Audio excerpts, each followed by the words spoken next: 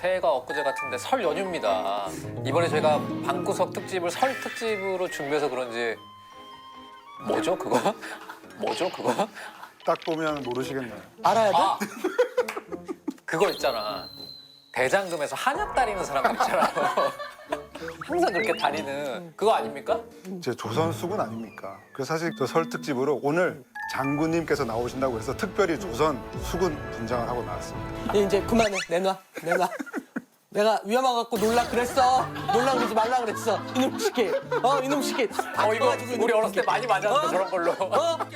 네, 예전에는 그러니까 명절에 그 설 특선 영화 보는 재미가 있었던 것 같아요. 사실 그게 진짜 큰 즐거움이었는데. 그래서 저희가 오늘 한국 영화에서 굉장히 중요한 보폭을 걸었던 감독님을 모셨습니다. 자, 직접 모셔라. 장군! 어서 들어오시지요. 이러면 순청당하는 거 아니야? 거의. 안 들어오시는데?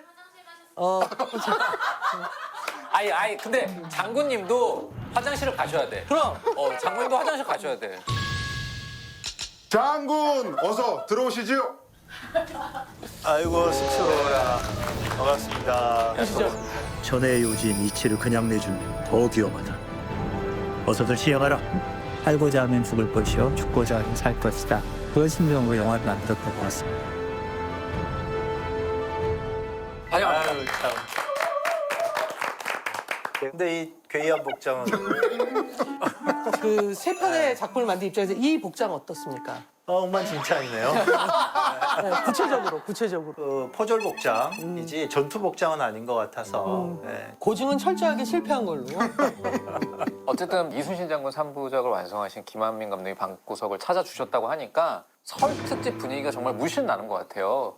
사실 처음 오셨으니까 우리 주 과장님이 소개를 네. 한번 제대로 해주시면 좋을 것 같습니다. 네, 김한민 감독님은 2007년 극락도 살인 사건으로 이제 데뷔를 하셨는데요. 이 작품으로 바로 그 청룡영화상에서 신인 감독상과 각본상을 수상하시면서 정말 혜성처럼 등장을 하셨죠. 그리고 두 번째 작품 핸드폰을 거쳐서 세 번째 작품인 최종병기 활이 전국 748만 관객을 동원하면서 그해 최고 흥행을 기록하기도 했습니다. 그래서 드디어 김한민 감독의 2014년 작품 명량을 연출하시면서 지금도 깨지지 않는 1761만 관객을 동원하면서 역대 한국 영화 박스오피스 1위 기록을 가지고 있습니다. 못 깨지 않을까요? 못 깨지 않았죠. 거의? 이제 OTT 시대로 접어들면서 이 이거는- 기록은 깨지지 않는 불멸의 기록으로 남지 않을까 싶은데요. 그 뒤에 2019년에 봉오동 전투를 제작을 하셨고요. 2022년 한산용의 출연으로 또 726만 관객을 동원하셨고 최근에는 바로 이순신 3부작의 마지막 작품인 노량 죽음의 바다를 연출하면서 또 한 번 이순신 열풍을 불러일으키고 있습니다. 역동적인 촬영과 또 사실적인 액션씬은 타의 추정을 불허한다. 한국 사극 장르에 큰 획을 그었다. 앞으로 조선 사극을 찍는 감독들에겐 굉장히 큰 선물을 제공한 거겠죠. 예. 자, 앞으로도 이제 계속 이렇게 칭찬으로 일색일 거야. 아 이게 칭찬이었나요? 그냥 단순한 소개 아니었나? 아니 근데 저는 감독님을 처음 뵀는데 병 감독님 아시잖아요. 계속 이런 분이신 거죠? 그러니까 많이 좋아진 거예요. 많이 좋아진 거예요. 예. 아니 뭐 그냥 단순한 소개가 그래, 맞아. 소개야. 그리고 사실 또 여기에 빠진 작품도 하나 있죠. 이순신 장군이 수군을 재건하는 길을 또 직접 출연하셔서 따라갔던 다큐멘터리 네. 명량 회오리 바다를 향하여라고 하는 다큐도 굉장히 그거 인상적으로 중요한 다큐죠. 네, 중요한 다큐였고요. 그럼 거기서 우리가 말할게. 그래서 아직 신에게는 12척의 배가 남아있사옵니다. 지금 우리에겐 압도적인 승리가 필요하다. 이렇게 적들을 살려보내서는 올바로 이 전쟁을 끝낼 수 없다. 그 이순신 3부작의 시작을 알린 게 명량이었죠. 13척의 배로 외선 133척을 격퇴한 사실은 가장 드라마틱한 해전이기도 하고 두 번째 작품이 이제 한산 용의 주련은 명량해전의 5년 전 임진왜란 7년 전쟁의 수많은 전투 중에서 최초로 압도적인 승리를 거뒀던 그래서 영화에도 압도적이라는 말이 계속 나와요. 네, 왜냐하면 한산해전은 임진왜란에서 처음으로 정말 이걸로 전쟁을 끝낼 수 있을 정도의 압도적인 해전이었고 세 번째 작품 노량 죽음의 바다는 임진전쟁의 종지부를 찍은 해전이자 이순신 장군이 전사를 했던 그래서 우리 모두가 알고 있는 가장 마음 아픈 전쟁 중에 하나죠. 이 세 작품을 17년에 걸쳐서 만들어냈습니다. 네. 그러니까 사실 그 지난 10년 동안 이 이순신 삼부장은 국내에서 받을 수 있는 상은 다 받지 않았나 싶을 정도로 그 수상력이 정말 어마어마한데요. 명량 같은 경우에는 통영영화상에서 감독상, 대종상 최우수 작품상, 그리고 한국영화 최다관객상, 그리고 또 최민식 배우가 이순신 역할로 사실 모든 나무주연상을 다 휩쓰셨고요. 또 한산용의 출연 역시 부일영화상 최우수 감독상, 춘사국제영화제 각본상을 김한민 감독이 안겨줬고, 또 변요한 배우 역시도 백상예술대상과 대종상 총명영화상까지 사실상 또 받을 수 있는 모든 또 이 나무조연상을 또 다 받았습니다. 그리고 현재 개봉 중인 노량도 두 작품에 이어서 얼마나 많은 상을 받게 될지 기대가 크다고 할 수가 있죠. 그럼 혹시 이게 이순신 장군님도 우리랑 같은 보통 사람이구나 뭐 싶은 그런 일화 같은 것도 있어요? 보통 사람이 아닌 미담이 많아요. 네. 아 그런가요? 성공되기가 쉬운 줄 알아? 그러니까 내가 들은 것 중에 사실 엄청 낙방도 많이 하고 과거에. 그거보단 네. 엄청난 주당이시고 술꾼이어가지고 그 사실은 뭔가 이렇게 대치한 기록도 많고, 그리고 다음 날 날씨 맑음만 적어놓고. 그러니까 여기 일기를 보면 빠지는 날짜가 굉장히 많더라고요. 근데 한 가지 이제 특이한 건 날짜 기록은 잘하셨어. 이게 그러니까 배와 이 수구는 날씨에 민감하기 때문에 날씨 기록은 좀 필요하셨던 것 같아. 실제로는 몇백 년 전의 이야기이고 전쟁의 시기임에도 불구하고 사료를 보면, 기록을 보면이라는 말을 우리가 많이 할 수 있는 게 저는 조선이라는 나라가 갖고 있는 최고의 유산이라고 생각해요. 그러니까 기록의 나라. 당시 근세 시기의 국가주일 중에 이토록 기록에 그 모든 거를 걸었던 나라가 있었나. 그래서 사실은 우리나라에서 수많은 사극이 재현해낼 수 있는 굉장히 기초가 됐고, 그 뼛속까지 인문주의였던 이 나라의 어떤 그 문화 가치 이런 것들을 우리가 무시하는 것 같다. 이건 엄청난 거다. 맞아요. 라는 생각이 들어요.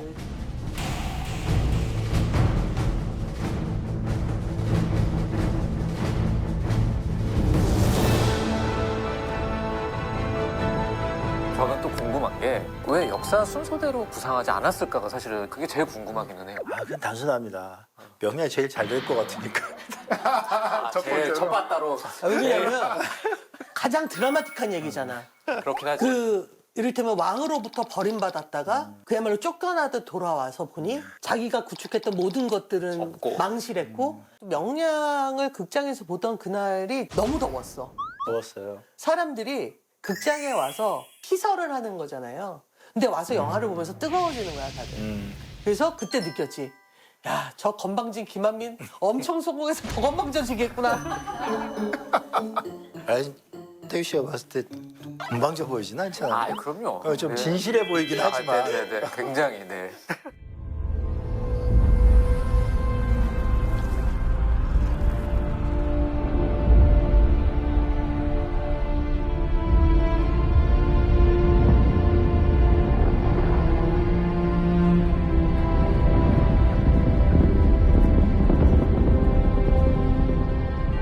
그러니까 1592년, 16세기 말에 선조 25년입니다. 그때서부터 1598년까지 2차에 걸쳐서 도요토미 히데요시, 즉 충신수길 정권이 우리나라를 침입한 사건인데요. 대부분의 나라들이 절대 왕정을 기점으로 해서 안정적인 국가 구조를 갖고 있을 때 일본만이 여전히 봉건제의 나라였어요. 그죠, 성부가 개별의 있고. 영주들이 있고 그 속에서 끊임없이 전투를 벌이고, 그러니까 국민 생산량은 굉장히 떨어지는데 전투력은 극도로 올라가 있는, 지금으로 따지면 북한에 가까운 나라였다고 생각을 해요. 근데 도요토미 히데요시가 전국을 통일했는데 굉장히 불안정한 통일이야. 그러다 보니 자기 편에서 싸웠던 애들한테 줄 땅이 없는 거야. 일본이란 땅은 한정돼 있잖아요. 새로운 영지 창출이 필요하니까 이제 겉으로는 정면가도, 나 명나라를 침략하려고 하는데 길을 내줘. 그 전에 이제 조선 통신사가 한번 왔단 말이죠. 히데요시는 그 통신사가 항복사절이라고 생각을 할 거야. 그런데 막상 정면가도가 아니라 조선이 갑자기 뭔 소리야 니들 이러면서 동래성부터 버티기 시작하니까 기습적으로 침략을 하니까 한양이 점령당하는 비극이 거의 난 거죠. 20일 이제 딱 걸렸는데 그래서 선조가 결국은 평양까지 쫓겨갔잖아요. 평양에서 의주까지 갔죠. 의주까지 갔죠. 설마 상관께서 명국으로 귀부를 생각하시고 그러니까 명나라로 갈 준비를 할 때 왜군들이 먹어야 되는 보급 물자들이 있을 거 아니야. 무기도 있고 뭐 조총이 있으니까 화약도 필요하고.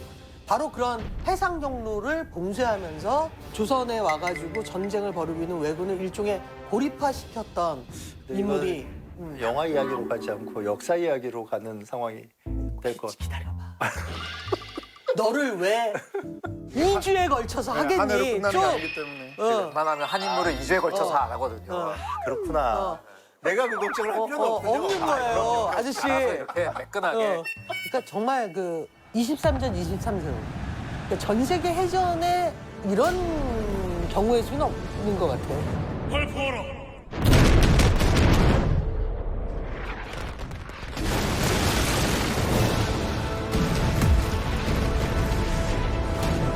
1592년에 이순신 장군이 이끈 조선 수군이 내적을 물리친 해전으로 7년 전쟁의 수많은 전투 중에서 최초로 압도적인 승리를 거두었다라고 하죠. 지금 우리에겐 압도적인 승리가 필요하다. 그래서 그 뒤에 있었던 이제 이를테면 역습을 가능케 했던 해전이고 이제 수세를 이제 네, 공세로 공세로 전환시켰던. 전환시켰던 중요한 계기가 됐던. 전 세계 해전 역사에서도 기록이 될 정도로 엄청난 대첩이었던 걸로 알고 있어요. 그러니까 다들 명량을 보고 나온 관객들이 그랬을 거야. 아, 한산도 하나 만들지. 하객진이 보고 싶다. 어떤 지인들이 이야기를 하면 이미 준비하고 있어. 3부작이야 그것도. 어쨌든 옥포 사천 한산해전 그거를 하나의 해전으로 보면 안 되고 항상 수군은 출동이라고 불러요. 그래서 1차 출동. 그러면 옥포부터 해가지고 합포 어디 적진포 막 이런 데를 쫙 한번 거치는 거야. 통틀어서 1차 출동, 2차 출동, 사천부터 시작해서 판포, 당항포 쫙 한번 훑고 와. 이제 한산해전은 3차 출동에 있었던 거지. 아. 예. 그렇게 해서 한산해전은 한산해전에 찍어야 될 의미가 있다. 그걸 보여주겠다. 거북선의 출연도 있고 그다음에 한산해전이 얼마나 큰 역사적 의의가 있는지도 좀 보여주고 특히 그리고 육지전에서 의승병들과 함께 이루어진 같은 날 육지에서는 호남 방어에 매우 중요했던 이치 전투와 웅치 전투가 있어요. 그러니까 고개 전투인데 그 고개 두 개를 지켰던 게 내가 출연했던 권율장군. 그렇지. 전의 요지인 이치를 그냥 내주는 건 더 위험하다. 어서들 시행하라. 굉장히 이럴 뿌듯하시네요. 필요까지는 없지 않냐? 이럴 필요까지는 없지 않냐? 감독님이 직접 지키신 것 같은 그런 느낌으로. 우리가 전주성 내에서 얽매이면 안 된다. 더 앞에 나아가서 싸우자. 그래서 이제 라고 권율 장군이 하신 거지 네가 한 게 아니야. 그렇지. 이치로 나아가자 우리가. 이치에 나아가 싸우자. 그래서 이치에서 혁혁한 그 방어 작전에 성공한. 장군, 구선은 이제 우리 수군에겐 필수적이 되었습니다. 한산에 보면 유독 그 이순신 장군이 고뇌하는 모습이 많은 것 같거든요. 그러니까 명량이나 노량은 이미 전략가로 완성된 이순신이라면 감독이 표현하고 싶었던 한산의 이순신은 패배의 기억 또는 그 고민의 지점들을 이렇게 종합해서 위대한 전략가로 나가는 첫 번째 승부수를 한산으로 표현했다는 생각이 들어요. 그래서 지형을 공부하고 여기 한산도 앞바다로 끌어내어야 하고 견내량은 폭이 좁아 우리 판옥대선들에게는 싸우기가 적절치가 않소. 그렇다면 조선 수군이 갖고 있는 장점이 무엇인지도 고민을 하고 무사로서의 능력과 돌파력이 우리 수군 최고라 할 수 있는 녹도만호 정원의 녹도선을 이곳 한산도 앞바다에 성을 쌓는 하객진을 펼치려 한다. 그래서 우리가 흔히 되게 유명한 게 하객진이잖아. 그야말로 아주 오래된 그러니까 뭐 손자병법 때부터 있었던 전술이란 말이지. 근데 그거를 어떻게 활용하느냐. 체스나 장기나 바둑을 두는 묘미가 영화 안에 있더라고. 맞아요. 그래서 그게 되게 재밌었어. 그래서 그 베르나르 베르베르 그 개미 제작자가 이순신 장군을 구상하면서 자기가 이제 다음 소설을 구상을 했다. 특히 한산해전 보면서 세계를 그런 식으로 체스 두듯이 주무르는 뭐 그런 이야기인가 봐요. 근데 이제 다음 뭐 5월 달인가 나온다 그러는데 이제 그때 되면 뭐 한번 또 뭐 토크 대담 요청이 있겠지. 근데 어쨌든 근데 뭔 이야기 하려다가 지금 하객진. 하객진. 그러니까 이제 하객진이 보면은 장군이 어떻게 이 해전에 하객진을 운영하셨을까를 이제 고민을 했어요. 그래서 장군이 함경도에서 근무하셨잖아. 녹둔도, 녹둔도. 둔정관도 하셨고 했을 때 여진 쪽 애들이 이 기마족 애들이거든. 그러니까 기마라는 게 기본적으로 하객진 운영을 많이 해요. 아 넓게 그러니까, 펼쳐서. 말 타고 달리면서 쫙 이렇게 하객진을 펼치는 거야. 그리고 이순신 장군 화포를 쏘았지만 그들은 뭘 쏘았을까? 활을 쏘았겠지. 활을 쏘면서 점점 그들이 상대하는 그 상대방의 군대를 무력화시키는 거야. 그걸 장군은 해전에서 활용하신 거지. 다만 그렇게 하객진을 셀 때 거의 일자진의 형태로 반원형으로 벌어지는 정도여서 이게 돌파다 하면 끝이야.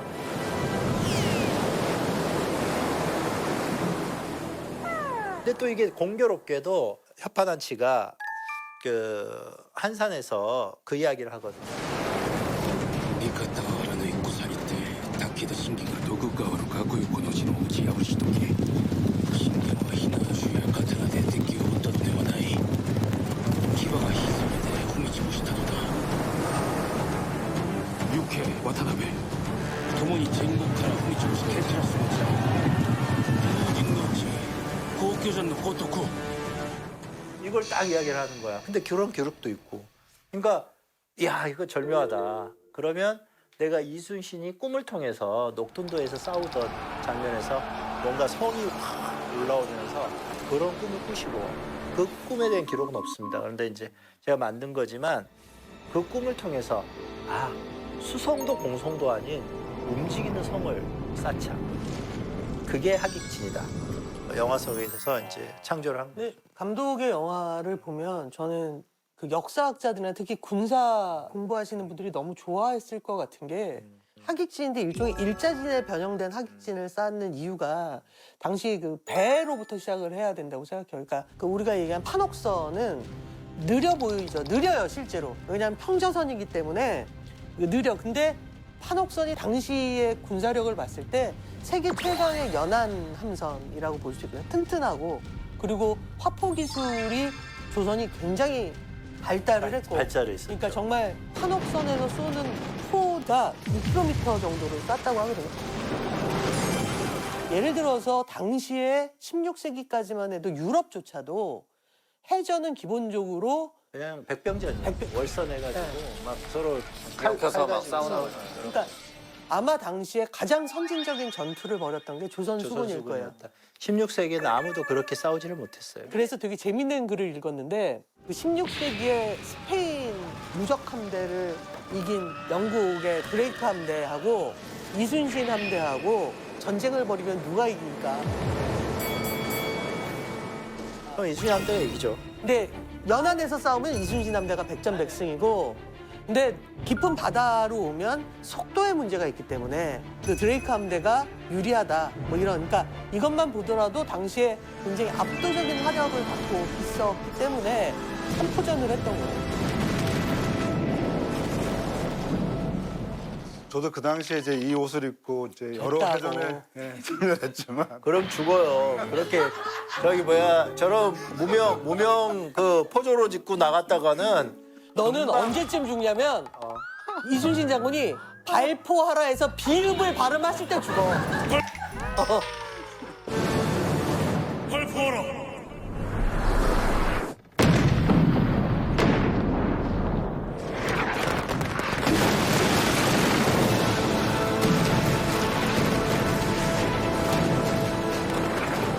그 한산 영예 출연을 보면 그 마지막에 이제 이 적을 초토화시키는 장면이 나오는데요.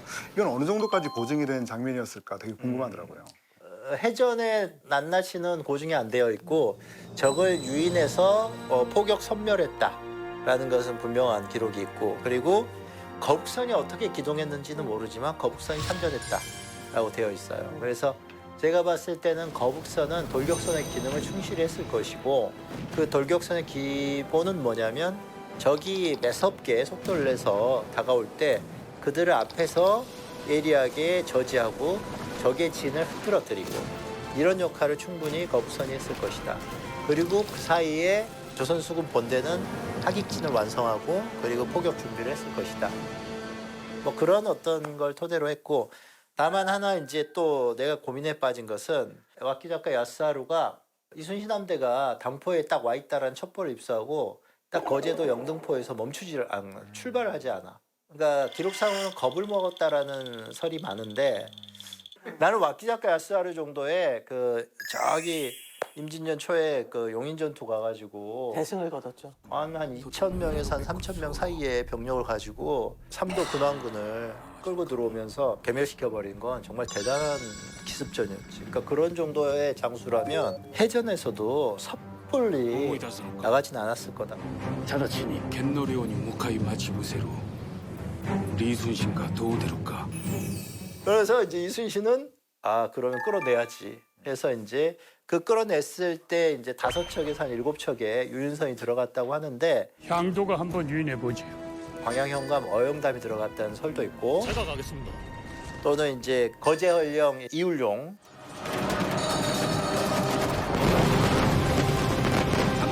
아군배들입니다. 어영대가 먼저 들어가고 사제 관계로 만들었죠. 그래서 이울용이 도와서 같이 끌고 나가는 그런 설정으로 갔던 거죠. 그들이 앞에서 유도를 할 때 그 장면이 그냥 단순히 전투 장면이 아니라 뭔가 뭉클하잖아요. 네, 사제관계인 두 사람이. 예. 그래서 저는 그 기술적 완성도나 볼거리는 노량의 해전씬들이 최고지만 저는 개인적으로 한산 해전씬이 굉장히 감동적이었어요. 그러니까 16세기의 해전을 이토록 적절하게 표현한 씬이 있었나. 장군, 실로 완벽한 승리입니다. 아니다. 더 나아가자. 지금 우리에겐 압도적인 승리가 필요하다. 이렇게 위대한 승리를 거뒀던 한산 대첩 이후에 이제 명량으로 가야 되는 상황이 오죠. 부산 앞바다를 왜군이 공격할 거다라는 정보를 얻은 선조가 이순신 장군에게 출정 명령을 내립니다. 이순신 장군은 전략상의 이유로 어명을 거절하죠. 그리고 어명을 거절했다는 이유로 관직을 박탈했을 뿐만 아니라 모진 고문도 있었고 한 달 가까운 기간 투옥이 돼 있었어요. 그래서 백의종군을 하게 된 건데 왜 이순신 장군은 선조의 명령을 거부한 거야? 우리도 지금도 요시라질이라는 말을 써요. 그러니까 이중첩자. 요시라라는 이중첩자가 항해 장수처럼 조선에 귀화를 했어. 그 장수한테 고니 씨가 가토기와마사가 대함대를 이끌고 다시 울산으로 오고 있다. 그걸 김은수 장군이 딱 물었어. 물 수밖에 없는 건 1군 고니 씨와 2군 가토기와마사가 엄청난 안숙 관계다. 법석 선조 임금과 조정은 그 정보를 믿지. 그리고 이순신한테 출격해라. 부산포 앞바로.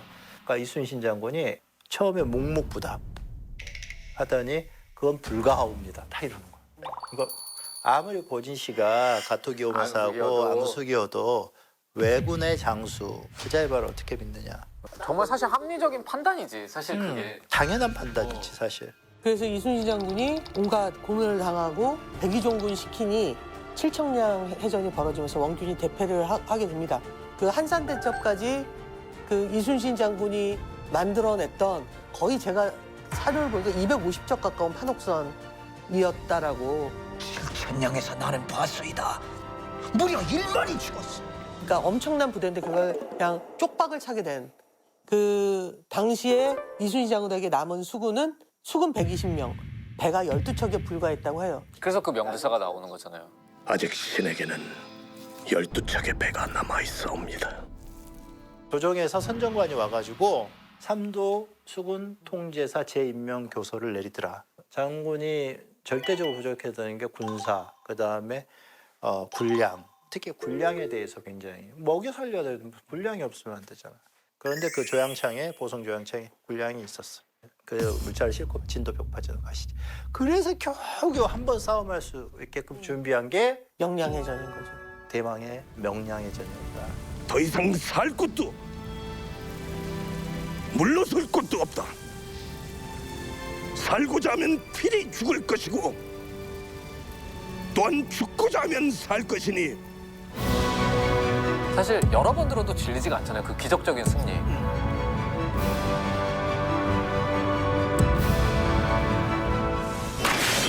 백병전이다. 극중 이승 최민식교가 백병전이다라고 외치는 순간에 백병전을 이렇게 치르게 되는데 그 대장성 위에서 백병전이 벌어지는 그거는 없었어요. 그건 없었어요. 네, 근데 그 생즉사, 사즉생, 특히 사즉생의 중심에 이순신 장군이 있기를 원했고 그러려면 백병전만 한 것이 없다 생각을 했고 당시에 근데 이순신의 대장성을 돕기 위해서 뒤로 빠져있던 11척의 배 중에 2척의 배가 다가와요. 장군! 아니야! 내 너를 엄히 군법으로 다스려야 하나.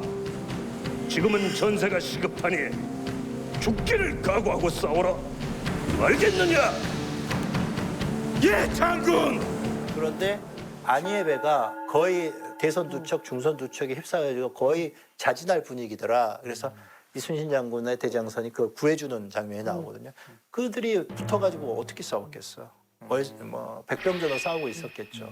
그 백병전을 대장선에 좀 갖고 와도 그 본질을 좀 추구하는 데는 도움이 되겠다 싶어서.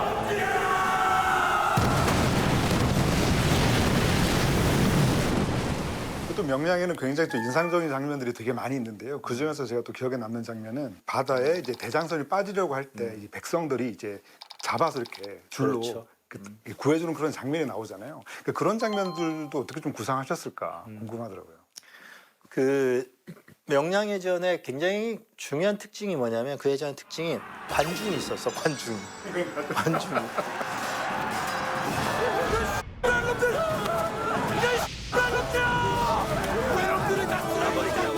그러니까 진도와 해남 양쪽에 조선 백성들이 다 지켜보고 있었던 거야. 그러니까 질 것 같으면 피난 가야 되니까. 그래야 되니까. 질 것 같으면 피난 가야 되니까. 왜냐면 본인들 생사가 달려있는 거잖아요. 그렇게 열심히 지켜보고 계셨다는 기록이 있는데 뒤에 또 작은 협선들과 어선들과 이런 것들을 많이 대동을 시켰대요. 기록상에는 계속해서 먹을 걸 날라줬다는 거야. 뒤에 있던 백성들의 어선들이 계속 뭔가를 가져와서 물을 죽일 수 있는 그 과일부터 시작해가지고 갈증이 엄청날 거 아니에요. 그 다음에 집에서 쓰던 요 이불 있죠. 이런 것도 이 소미불이잖아. 그러니까 이게 외선들의 그 조총을 막기에 굉장히 용이했나 봐. 그래서 난간마다 다 그걸 걸쳐놨대. 그래서 혹자는 왜 그런 것들을 철저히 고증하지 않았느냐라고 저한테 따지는데 한옥선에 이부자리를 그렇게 걸쳐놓고 싸우면 이게 모양이 그리고 또 알록달록 가잖아요. 요를 다 이렇게 막 소미불을 거기다 걸쳐놓고 미술 감독 울겠다. 한옥선 이렇게 어렵게 만들었대. 그리고 그걸 다 가리는 거 아니야. 그만큼 백성들이 많이 싸움을 모았다는 거죠.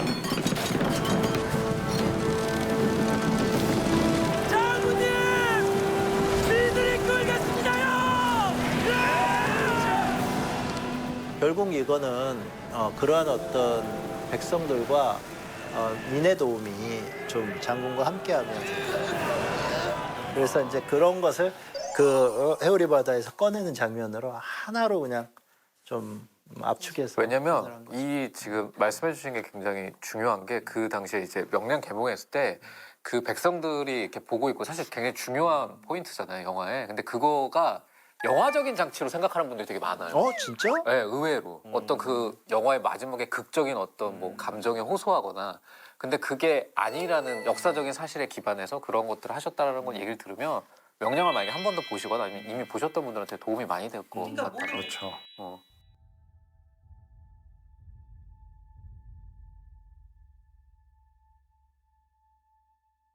모두가 한 마음으로 바라나니 부디 적들을 남김없이 무찌르게 해주소서.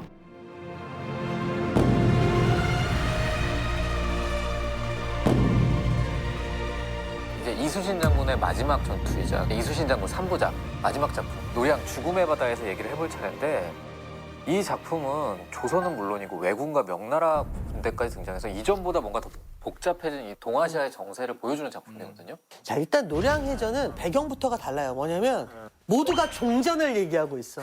심지어 그 영화 시작이 통신수길이 조생가라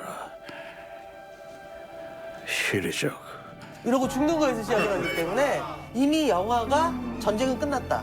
근데 그때 유일하게 장군만이 안 끝났어. 이거는 끝난 게 아니야라고 얘기를 하고 있잖아요. 예. 전쟁이 끝났대. 그래서 다 돌아간대. 심지어는 같은 연합국인 명나라 수군 도독 진린조차도 전쟁 끝나고 이제 좀 평온하게 그렇게 사셔야지요. 라고 하는데 이순신은 묵묵부답. 그리고 말 안 들으면 지금 조명연합수군의 대장이 누구야? 나잖아. 내가 끝났다는데 너가 왜? 去镇伪证如有看人家。是，不是。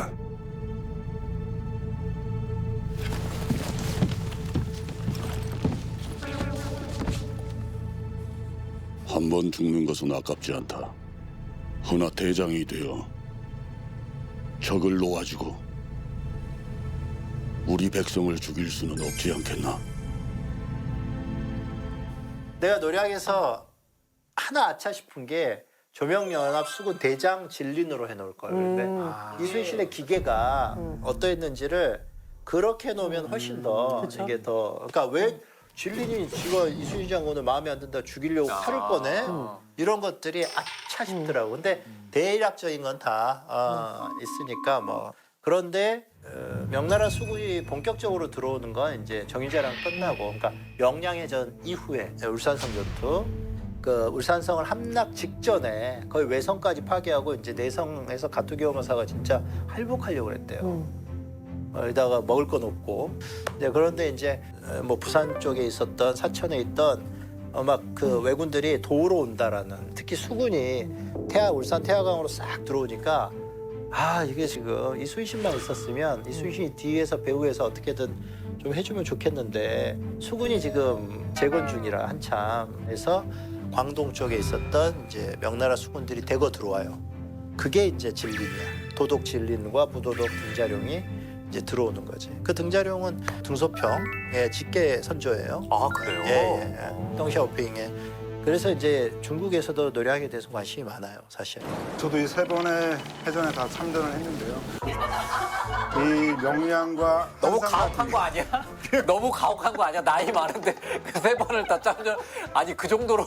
그냥 잡고 끝내야죠. 그냥 잡고 그 명량 한산과 비교했을 때 노량이 뭐가 다를까라고 생각을 해보니까 확실히 그 명량 같은 경우는 그 장군님께서 그 울돌목에 사전 답사를 많이 가세요. 한산도 되게 놀라웠던 거는 하객지를 리허설을 되게 여러 번 하시더라고요. 그러니까 굉장히 이제 이성적으로 철저하게 준비를 했는데 노량은 뭔가 굉장히 놀라운 즉흥 연출 같다고 해야 되나? あれはなんじゃ。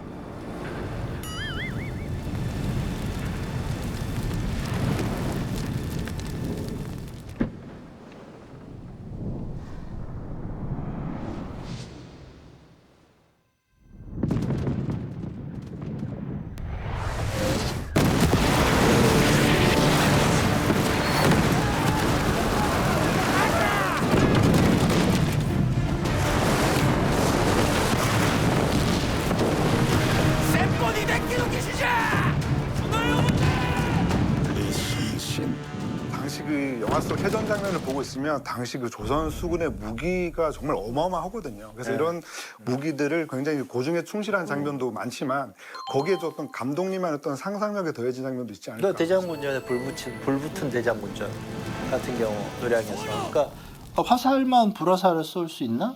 대장군전에도 불 붙이면 굉장히 적들에게 공포를 심어줄 수 있을 것 같은데, 그리고 야간 전투에서 막 불덩이가 떨어진다고 생각해봐. 그러면 공포예요, 공포 그 자체겠지. 실제로 왜군 쪽에 이제 그 화공들이 그린 그림 중에 이제 조선역 해전도나 이런 것들을 보면 조선 장수들과 그 병사들이 두정갑으로 명명된 그런 갑옷들을 다 입고 나왔고, 그다음 무기 체계도 굉장히 다양하게 보여요. 그래서 아마 실제 해전에서 일본 수군이 느끼는 그 조선 수군의 그 무기와 화력에 대해서는 굉장한 공포심이 있었겠다. 장군의 저희 명량해전 기록에서도 보면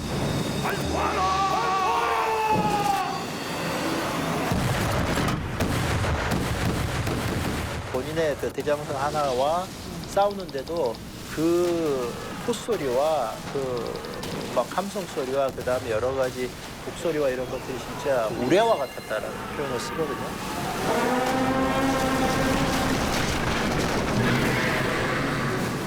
그만큼 이제 화포와 특히 폭약에 대한 지점들을 조선 수군들이 잘 다루고 있었다. 이곳 남해도 노량에서 적들을 맞이할 것이요. 진정 저들이 쉽게 돌아갈 것이라 생각하오. 발사하라. 이렇게 적들을 살려보내서는 올바로 이 전쟁을 끝낼 수 없다. 적을 놓아주고 우리 백성을 죽일 수는 없지 않겠나? 여기에 김한림 감독님이 이순신 장군의 어떤 의지를 좀 담으려고 하셨던 건 아닙니까? 근데 그러면서도 대놓고 또 대사로 하지 않아. 왜 그랬던 거예요? 아니 대놓고 대사도 하는데 그 대사가 너무 그러니까 우아했던 거 아니야? 근데 그걸 좀 더 직접적으로 대놓고 해서 사람들에게 분풀이하는 감정을 줄 수도 있었잖아요. 아니 근데 이제 그럼 뭐 이 X 같은 새끼들을 뭐 이런 식으로 이 상놈의 새끼들 이걸 그냥 아 그럴 거 그랬나? 아 그렇구나. 그러니까 뭔가 막 이런 거잖아. 막 나도 막 그 생기거든요. 막 적들을 막 끝까지 쫓아가갖고 한 놈이라 다 해서 무릎 꿇리고 뭔가 이렇게 하고 싶다라는 이걸 막 보고 싶은 듣고 싶은 그런 게 있는 거죠, 그냥. 예. 제 연출력이 부족해요. 아니지. 그 노량이라는 영화에서 전투신이 100분이 넘어갔던 이유는 아마 그의 마지막 결기와 전투와 임진왜란 전체를 조망하고 싶어하는 감독의 의지 그리고 장군의 의지가 함께 결합되어진 그 시퀀스였다고 생각을 하고요. 또는 역사 얘기. 100분이 넘지는 않았어요. 그래 알았어. 100분 가까이. 100분 가까이. 100분이 넘진 않았어요. 그런 의미가 분명히 있는데 거기에다 하나 더 더하자면 결국은 이순신 장군이 왜 그렇게 치열하게 이 전투를 이렇게 수행하고 계시지?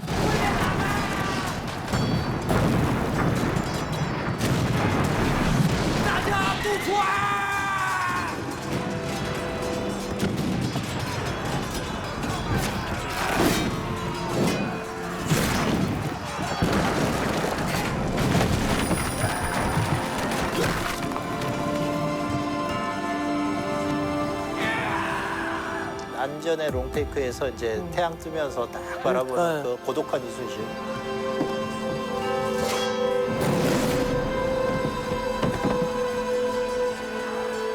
그 장군의 그 마음이 좀 관객들한테 직접적으로 좀 전달이 됐으면 좋겠고, 그리고 두 번째로는 장군이 말하는 그 대의를 마지막에 이제 완전한 항복에 대한 것을 직접적으로 체험했으면 참 좋겠다. 그래서 그러려면 이런 치열한 전투를 이순신 장군과 함께 보는 우리 관객들이 좀 같이 쭉 가면서 그것들을 꼭 느꼈으면 좋겠고, 그런데 이제 더 직접적으로 던져서 저 뭐 X 같은 새끼들 열도끝까지 쫓아가서 무릎을 확 꿇리고 그리고 그 앞에서 대가리를 몇 번 쥐어박은 다음에 야 찍어 지장 손가락 몇 개 자를까 아니지 야 규슈 내놔 규슈 내놔 좋아 뭐 이 정도는 야 해야지 니들 가장 우리 조선에 와가지고 정말 악랄하게 했던 애들 다 사스마 규슈 애들이잖아. 규슈 할양 받을게. 앞으로 경제적 배상 자 일시불로 할 거야 아니면 저기 이자 붙여서 왜 배상금 줄 돈 없어 그러면 러시안 캐시 소개해주고 그렇죠. 러시안 캐시는 이자 높은 걸로 저 일본 쪽 그런 거냐? 알았어. 근데 혹시 다 알고 계셔? 아니 근데 최근의 상황을 보면 이게 너무 이해가 되더라고요. 끝까지 전쟁을 마무리하는 거. 요즘에도 다 전쟁의 항복의식이라는 게 있는데 그 항복의식에는 영토활양, 그다음에 경제적 배상, 그리고 지속적인 어떤 관리 이런 것들이 포함되는 그런 항복의식이 있었으면 우리나라 근대사는 완전히 바뀌었겠죠. 그래서 사실 지금 마무리됐음에도 불구하고 뭔가 일제강점기 또 오고 또 뭐 이렇게 뭔가 되잖아. 명확하게 해결되지 않은 문제들이 계속 발생하잖아요. 계속 그렇게 해서 독도 이야기해가지고 우리가 이렇게 입 아프게 비분관계하고 떠들 이유도 없지. 그래서 그 전쟁의 그 종전의식, 항복의식을 치룰 수 있는 여건을 노량해 전에서 이순신 장군이 본인의 살신성인과 함께 충분히 다져놓았다. 이 원수를 갚을 수만 있다면 한 몸 죽는다 한들 여한이 없을 것입니다.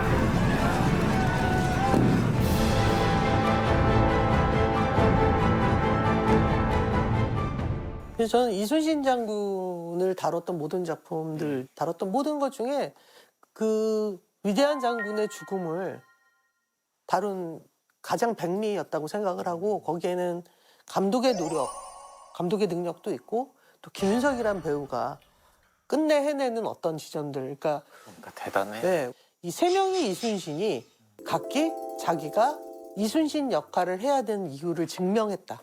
매 편에서. 그리고 마지막 이 김윤석 배우는 내가 왜 노량의 이순신인지, 김유신이라고 할 뻔했네. 아니 많이 헷갈려요. 김유신과 우리 어머니도 그 김유신 어떻게 잘 찍고 있니? 그러니까 어머니 이순신입니다. 또 사람들 헷갈리는 게 히데요시하고 이토 히로부미하고 맨날 헷갈리셔. 그래서 이토 히로부미가 거기서 그때 죽었죠. 아니 저 히로부미가 아니라 히데요시가.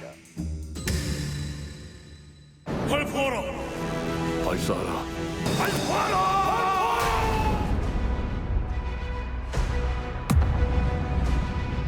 갑자기 발포하라. 이게 딱 떠오르는 거예요. 그래서 내가 발포하라. 헤일이지. 배우가 난 다시는 외국어를 하는 역할을 하지 않을 것이다. 좀 만나자고 해봐. 이 작가야 어디서 좀 만나자고. 외군이니까. 외군. 락기 작가니까. 하긴 전통. 맞아. 한정식 집에서 만나면 좀 그렇잖아. 외국.